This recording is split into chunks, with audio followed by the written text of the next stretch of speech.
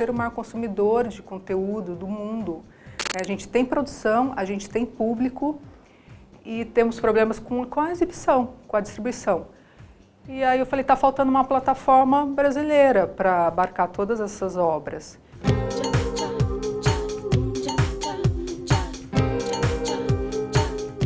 Eu me formei, basicamente em comunicação social na SPM, que era publicidade, e comecei a trabalhar com pós-produção. E acabei indo para cinema, que eu gostei mais, me identifiquei assim pelo processo de envolvimento com a obra, mas sempre continuei trabalhando também com publicidade, que gosto também. E aí fui para os Estúdios Mega, trabalhei na Casa Blanca, nos Estúdios Mega, e lá comecei a assinar supervisão de pós-produção de cinema de várias obras.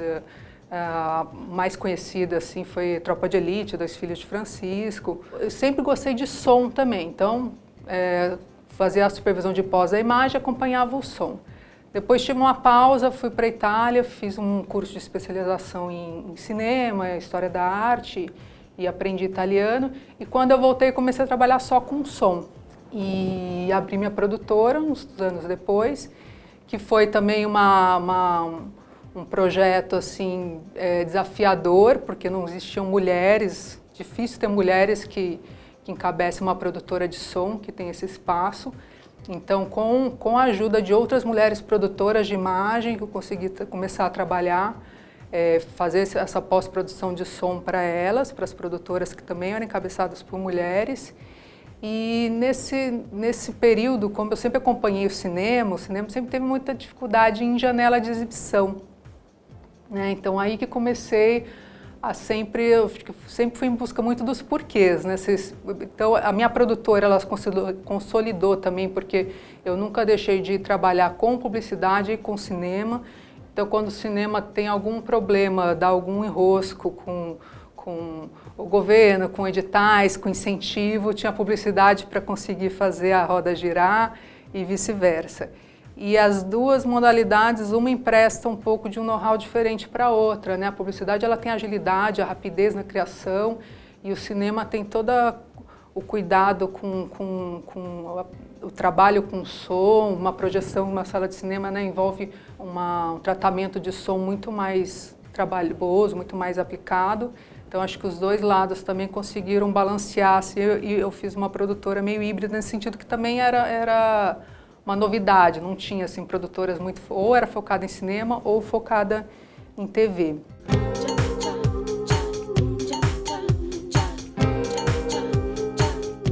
Começou, eu queria atualizar o meu IMDb e tinha muitos filmes que eu queria voltar a assistir, porque eu não lembro se eu estava assinando com supervisão de pós, coordenação, e comecei a procurar as produtoras. Cadê o seu filme? Onde que eu assisto? Ah, não está em lugar nenhum. Falei, como assim? Está num HD em casa. E eu falei, não é possível. Então por que você não posta no YouTube? Ela falou assim, bom, Bia, eu vou gastar mais tempo e dinheiro fazendo todo mundo assinar um papel pré-autorizado que retorno no YouTube. Eu falei, não é possível. Eu já vejo uma luta dos realizadores de conseguir um tempo maior em cinema, licenciar o filme para um canal ou um streaming. E tem tanta obra parada aí e querendo também lançar num circuito comercial e não consegue. Eu falei, não é possível, o Brasil é o terceiro maior consumidor de conteúdo do mundo. A gente tem produção, a gente tem público e temos problemas com a exibição, com a distribuição. E aí eu falei, está faltando uma plataforma brasileira para abarcar todas essas obras. E claro, eu produtora de som, não tinha nada a ver com streaming, com plataforma, mas comecei a pesquisar. Fiz um projeto que a ideia era prever assim, a inclusão, então os pilares para mim são a diversidade e a representatividade. Então tem os canais focados, canal das Manas, que é a realização e produção de mulheres ou com temática feminina, canal LGBTQIA+, canal Black, regional, que era essa curadoria regional, que também aí só fica no YouTube, não licencia para lugar nenhum, e o canal dos festivais. O canal dos festivais, quando eu apresentei, comecei atrás de possíveis investidores, parceiros para viabilizar. Como uma atividade paralela, continuei com a produtora de som, e quando eu apresentava a plataforma, e até para os colegas para ter opinião, o que eles achavam, se ia funcionar, a canal de festival virou o patinho feio. Falei, imagina, ninguém vai querer colocar uma obra que ainda não saiu em circuito comercial na internet, tem a pirataria, e ninguém vai trocar a experiência de ir num festival, numa sala de cinema, para estar em casa vendo online. E eu nunca quis competir com isso. Falei, primeiro que a pirataria, todo esse controle, você tem como ter, se você tem uma plataforma profissional. Então, comecei a desenhar pensando nisso, ter todos, né, o controle, é um copy-paste com relação à tecnologia de uma Netflix, que tem todas a segurança anti-pirataria. Fazer o circuito dessa experiência do físico, de votação popular, uma sessão, né, as mostras, divisão das mostras. E a minha ideia era ter um alcance, a inclusão social, um alcance geográfico e também de mobilidade.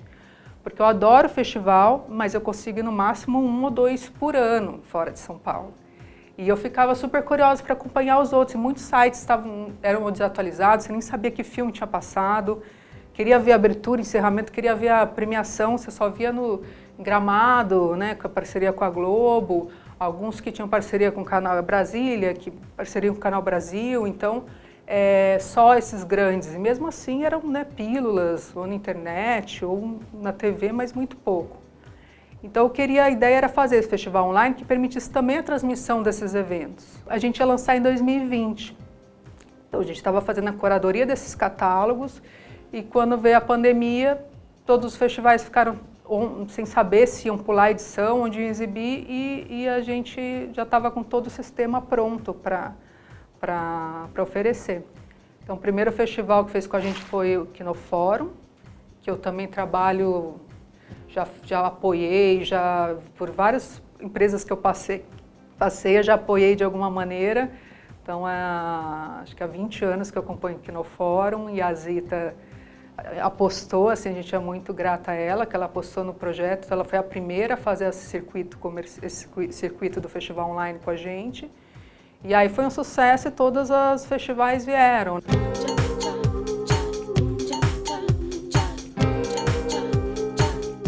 Foi um desafio. E hoje as produtoras que perguntam qual que é a melhor grade assim, de programação de festival, eu falo pela experiência que a gente tem de retorno ali na plataforma, é a programação aberta. Sem picotar muito, se tem uma limitação do distribuidor que seja por limite de visualizações, mas porque permite o boca a boca.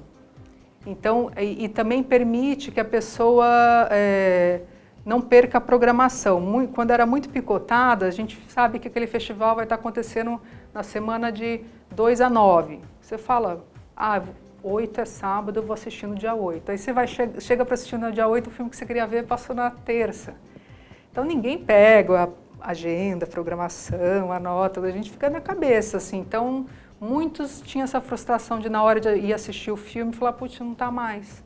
A gente sugere 2 opções. Ou faz essa programação picotada, mas no final do festival abre tudo para quem perdeu ter a oportunidade, ou deixa aberto, porque aí a pessoa vê, começa a assistir, fala, agora amanhã eu continuo. E aí esses abertos, ele tem muito mais usuários depois no final. Então, se pode ter essa exibição aberta, eu aconselho muito a ter o aberto. E a dinâmica ali do festival se dá nas transmissões online, que foi que a plataforma tinha também. Então, a plataforma ela tinha essa transmissão online dentro da plataforma. Então, a gente fazia a transmissão da abertura do festival, dentro do canal do próprio festival, o encerramento, os debates, as mesas, todos dentro. Ou tinham festivais também que tem um canal bem estabelecido com seguidores, né, e do próprio festival no YouTube. A gente também fazia junto com o YouTube ou retransmitia o sinal do YouTube dentro da plataforma. Mas eu sempre aconselhei também a transmitir na plataforma, não necessariamente, não precisa excluir o YouTube, porque todas as mídias são agregadoras, nenhuma exclui a outra.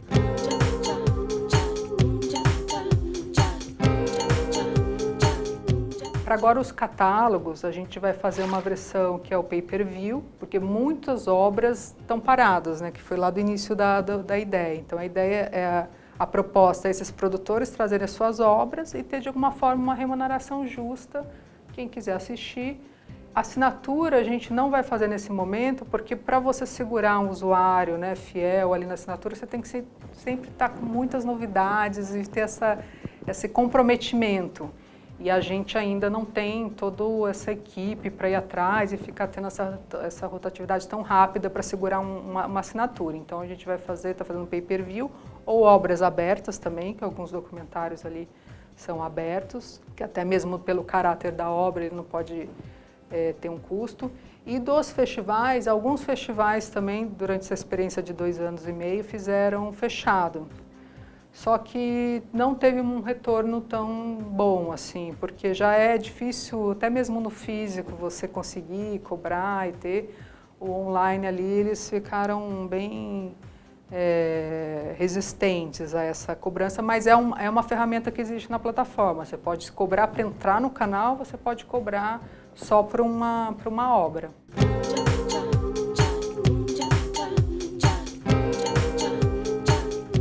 Tem uma deficiência aí de adequações de leis, né? Porque a gente tem a lei de incentivo de cotas de tela, que é muito importante. Essa categoria do streaming é uma categoria que ainda está surfando ainda em regulamentação, que ela não é considerada uma transmissão linear, que está sujeita às cotas de tela, porém, hoje em dia tem muitos canais híbridos, como o caso da Globo, que tem essa transmissão, que só espelha para um streaming, então isso não é 100% streaming. Streaming é aquele VOD, que é o Video On Demand, que você pega um catálogo, assiste a hora que você quer. Então, precisa regulamentar isso melhor.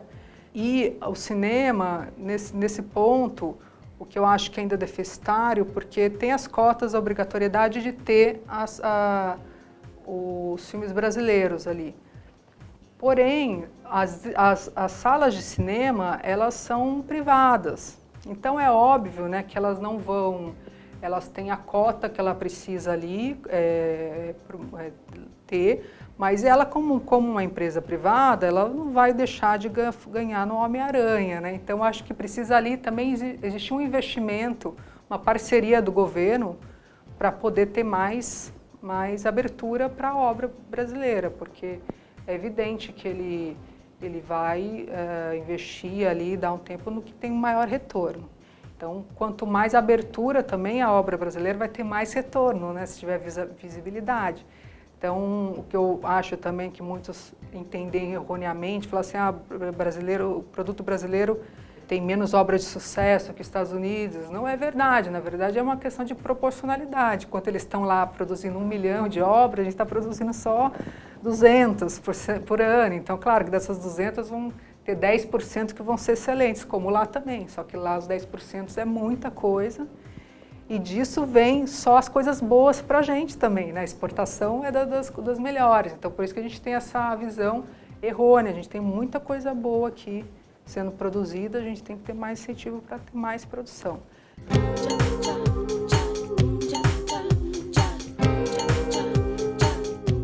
A APROSOL, né, que é a Associação das Produtoras de Fonograma Brasileiro, ela era conhecida como APROSOM, agora ela foi rebatizada como APROMAISOM, tem uma diferença aí de posicionamento, mas sempre foi uma instituição muito importante para trabalhar os direitos da produtora, batalhar por processos e formas mais efetivas de construção, né, da obra audiovisual.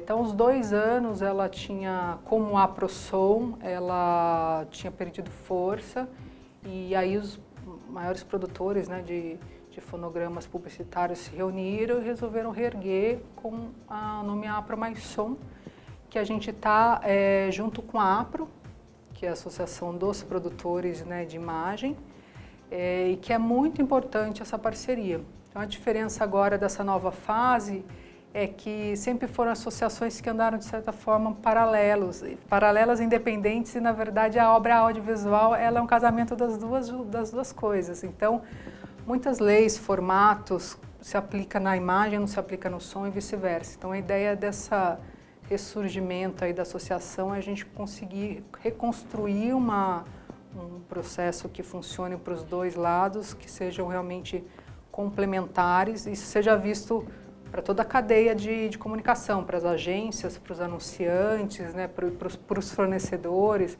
no caso do som, os locutores, os compositores, os cantores. E nesse formato, né, ela iniciou ano passado, no início desse ano foi preciso fazer uma troca de presidente e as produtoras lembraram do meu nome, porque eu sempre trabalhar também na área e, enfim, acho que uma postura mais diplomática, apaziguadora, que eu acho que é só a comunicação mesmo, o entendimento dos dois lados que faz surgir as soluções.